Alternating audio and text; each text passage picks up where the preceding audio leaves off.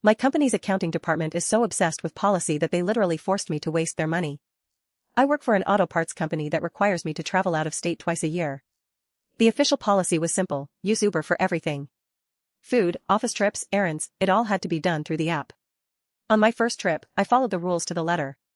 The bill was $400. I used to run my own business, so seeing those Uber upcharges made my skin crawl. I knew I could do it cheaper.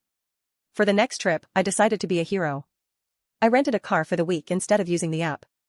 I drove to the office, went sightseeing, and even drove through the mountains. When I got home and tallied the receipts, the total was under $300. I had saved the company over $100 while doing twice as much. I submitted the expense report expecting a thank you. Instead, I got a rejection notice. Accounting told me that because I didn't get prior approval for a rental, they weren't going to pay for it. I explained that it was cheaper than Ubering, but they didn't care. They told me I had to follow policy, and their final words were, "Next time, just use Uber."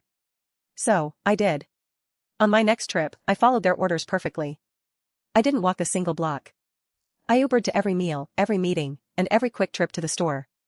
I did the exact same itinerary as before, but strictly through the app. When I got home, I submitted the invoice.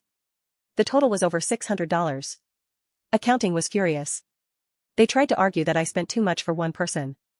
I just sent them their own email back and pointed out that I actually went to fewer places this time. The only difference was the Uber fees. They paid the bill in silence. Now, they don't mention the Uber policy anymore.